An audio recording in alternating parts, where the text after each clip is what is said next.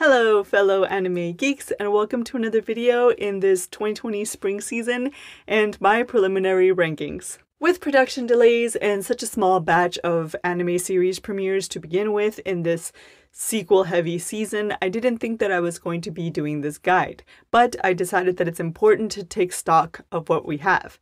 We're now about halfway in the season, and I've tried 2 to 7 episodes of everything I could get my hands on. Here's the full list of everything I tried.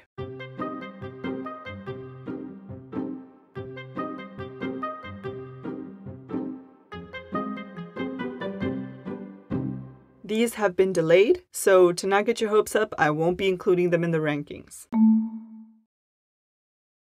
All of these were shorts, and these anime series appear to be only available in Japan, so far. I've separated the remaining 16 premieres into 3 categories: fantasy and sci-fi, comedy and drama, and other. I'm also doing an all-inclusive ranking at the end, time links in the description below. Alright, here we go! Starting with fantasy, and number 7 in this category, Bungou to Alchemist. One of several game adaptations this season, and in my opinion the most awkward one, this anime is based on what I think is an otome game, wherein the player can collect different good-looking Japanese authors across time. And hey, to each their own. That's why I love anime, the variety of stories that cater to pretty much any audience. But this adaptation doesn't seem to have a very coherent storyline. The beginning focused on a specific writer, presumably to give the audience a foothold in this world, but it just led to a confusing start. I was wondering why we were in Rome, and there was a more modern-looking guy running about with no one questioning why he was there. With such a confusing setting, I think the show could have benefited from a more omniscient point of view. There's a newly formed astral projection working alongside reincarnated souls using an unexplained magic system in a mysterious organization under the command of an unknown entity called the Alchemist. To dive into different book worlds, preserve their plotlines, and prevent an equally mysterious evil organization from trapping the souls of their authors and destroying all works of literature by rewriting their endings. Oh, and there's a talking cat. Next to Bungou to Alchemist in terms of awkward game adaptations is number 6, Shironeko Project. Though not as bad, I think that this anime suffered from a few adaptation issues in terms of pacing and exposition. There is very little explanation on the magic system or how this world works, and we fast forward through our protagonist's training. Sure, in a game it would be boring to see the player character's skill grinding and tutorial, but in a narrative, training segments lay the foundation for character growth. Skipping this also confused me as to the passage of time, not aided by the fact that the runtime was split between the world of darkness and that of light. Shironeko basically had the opposite problem to Bungou to Alchemist. Much of the World of Light storyline could have been handled through flashbacks or character backstories upon introduction, so that we could focus in on one narrative. Instead, I didn't know what to focus on, couldn't connect to either character, and didn't understand the significance of any battle, and just plain didn't care. At number 5, and still in the poor end of the spectrum in my opinion, is Listeners. There's not much for me to say here except I just don't get it. And this show features a lot of stuff that I actually like. The shy, tinkering kid with a dream, a cool post-apocalyptic world, and a kick-butt mecha-wielding girl. And yet I felt bored. I don't get the magic/tech system, I don't get the world, I don't get the protagonist relationship, I don't get the bad guys, if they even are the bad guys, I don't get the goal for the main journey, and I'm not buying the female protagonist's backstory. There's a fine line between brilliant exposition that holds back until perfectly timed revelation, and holding back so much that you leave your audience confused and uncaring.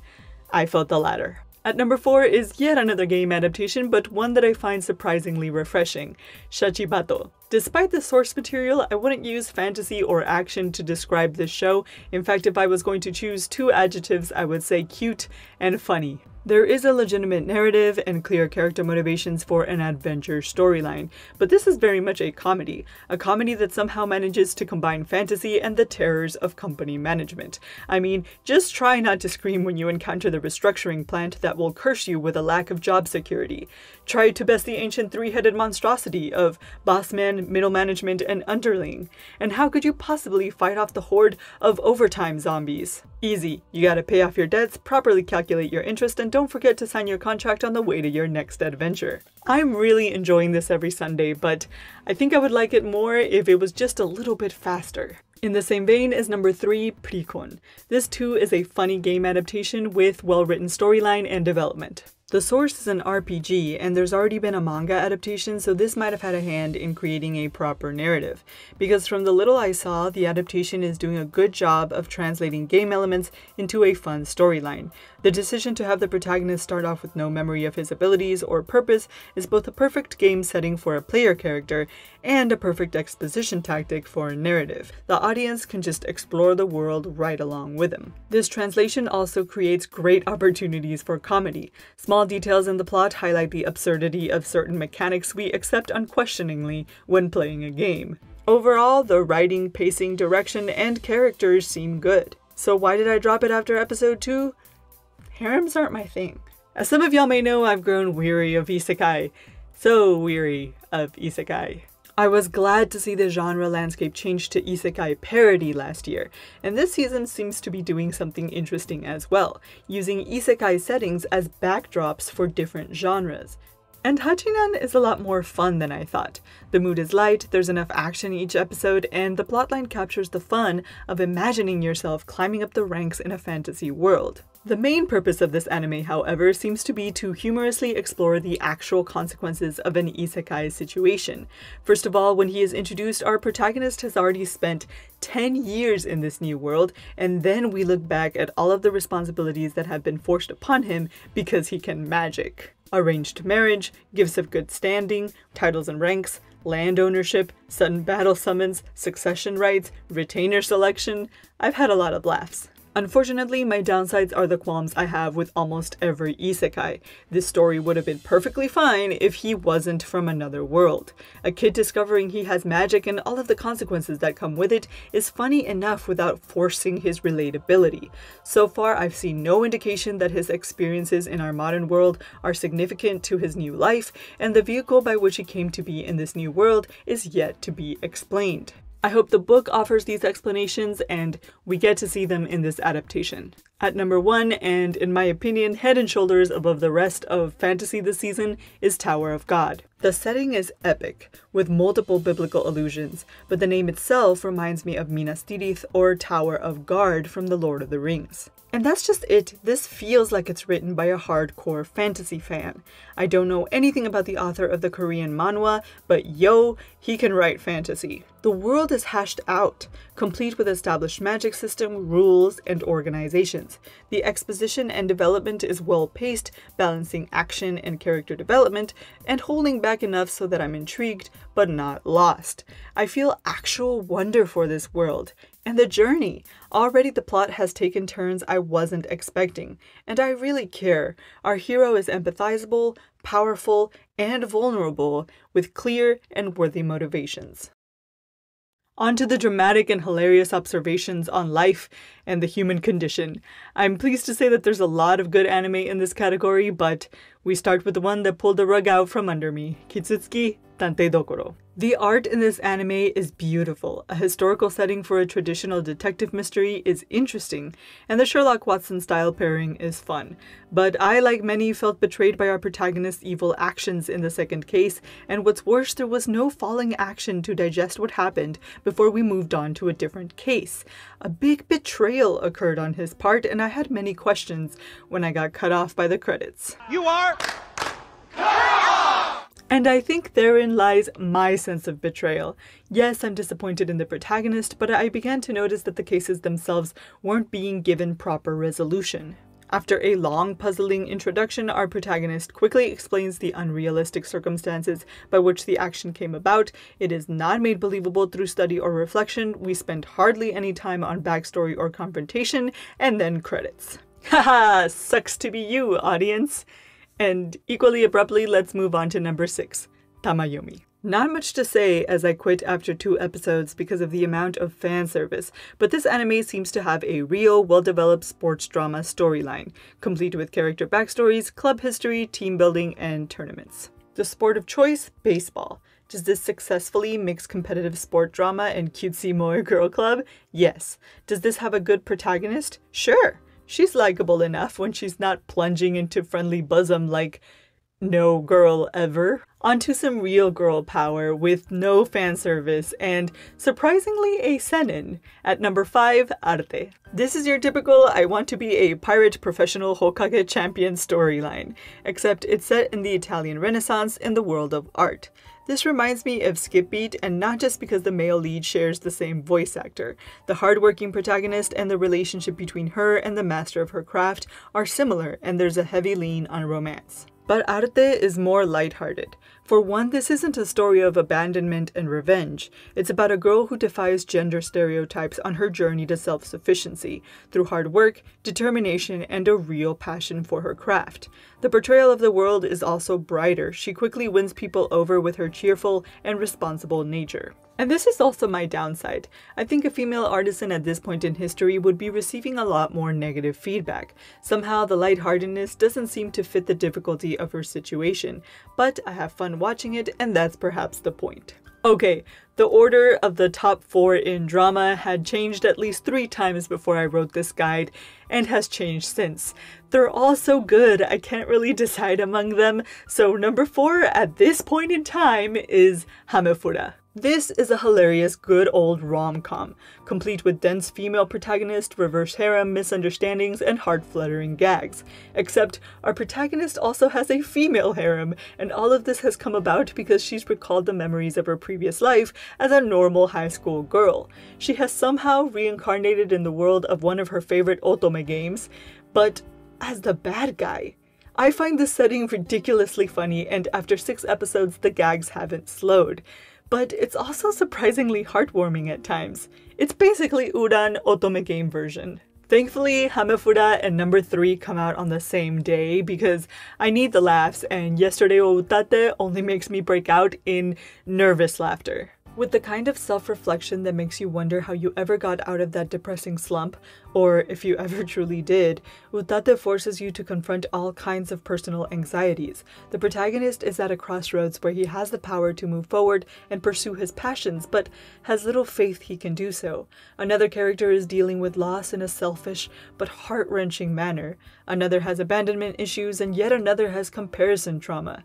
Halfway in, I'm holding on, hoping this story leads to some sort of cathartic ending of hope and self-worth, but I keep feeling like I'm just waiting for the hammer to fall, and I'm too invested in these people to walk away. Mixing humor and melancholy the way only Kumeta-sensei can is his new anime adaptation, Kakushigoto. At first, I thought this was a simple gag anime, and I was blown away by the intelligent comedy, built on the real day-to-day, on parenthood, on the world of manga, and the innocence of children. There is so much love in the crafting of each of these gags, and yet they're plentiful. But as I kept watching, I found my heart pierced by the second timeline, set years later when the protagonist's daughter is a teenager.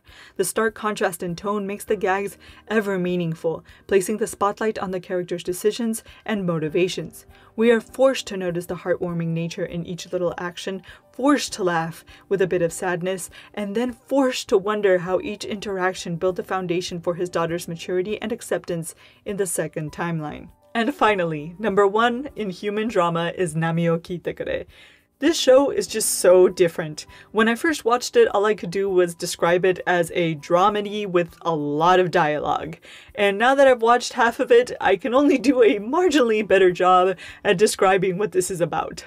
This show mixes the settings of our protagonist's radio show and her life with no clear contrast. There is a reference to War of the Worlds, and time isn't always represented sequentially, so I had received warnings of the different settings I would encounter in the radio show before I'd even realized, and I'm ashamed to say there were a couple of times I couldn't discern the scenarios from our protagonist's storyline.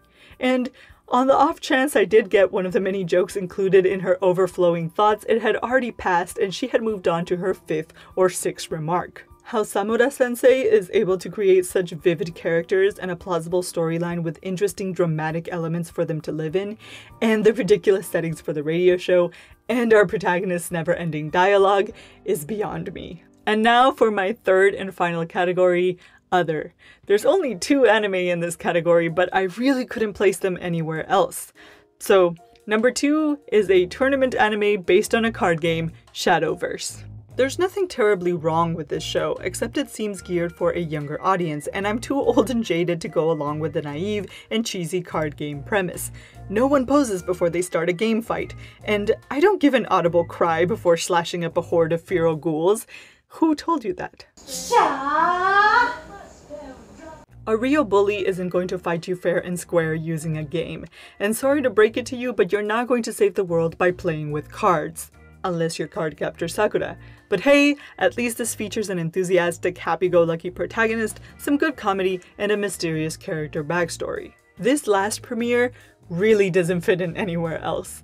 An anime parody and its own live-action adaptation, Gal and Dino. Parody doesn't seem to cover it. There's traditional animated gags, live-action portions, Pixar-style shorts, and other trippy segments. Gal and Dino runs the gamut of anime tropes, willfully discontinues a plotline, and sometimes runs plot points out of sequence, much like Haruhi Suzumiya. And, like any parody, this show highlights the absurdity of the stories we love. However, I still can't quite figure out what the heck this was about. うまいことハリウッドザコシショウとギャルとキョウイがマッチしてるっていう感じでよろしいかと思いますわ。 If I'm understanding this show's purpose correctly, I can't find much fault in it. I will say that after a while the magic wears off, and certain segments feel too legitimately slice of life. We spend some episodes following our protagonists as they don't do much of anything, and sometimes I can't help but feel like I'm proving some sort of corporate joke about how some anime fans really will watch anything with an animal and a cute girl. Phew! And now, let's finish out this guide with a quick all-inclusive ranking. At number 16, Pretty Boy Playbook. Number 15, Nothing to Do with Cats. Number 14, try saying this 3 times fast, Hoodwink Woodpecker. Number 13, Number 12, Number 11, Shut Your Butthole. Number 10, There's no crying in baseball! if it's really a parody, Number 9, Jurassic Substances. Number 8, Who Said You Can't Eat Money? Number 7, that annoying quest where you have to go fetch 10 heads of cabbage for a random potion that will never leave your inventory. Number 6, something tells me you'll just end up married anyway. Number 5, Doki Doki Doom Flag. Number 4, All my troubles seem so far away. Number 3, The Pervert in the Closet. Number 2, Wave. Goodbye to the subtitles. Number 1, Mina's Vala. So concludes my 2020 spring rankings. Links in the description below to all of my first impression videos, and I hope you had as much fun as I had writing this, and I'll catch you in the next video. Hoodwink Woodpecker, Hoodwink Woodpecker, Hoodwink Woodpecker, Hoodwink Woodpecker, Hoodwink Woodpecker, Hoodwink Woodpecker, Hoodwink Woodpecker, Hoodwink Woodpecker, Hoodwink Woodpecker.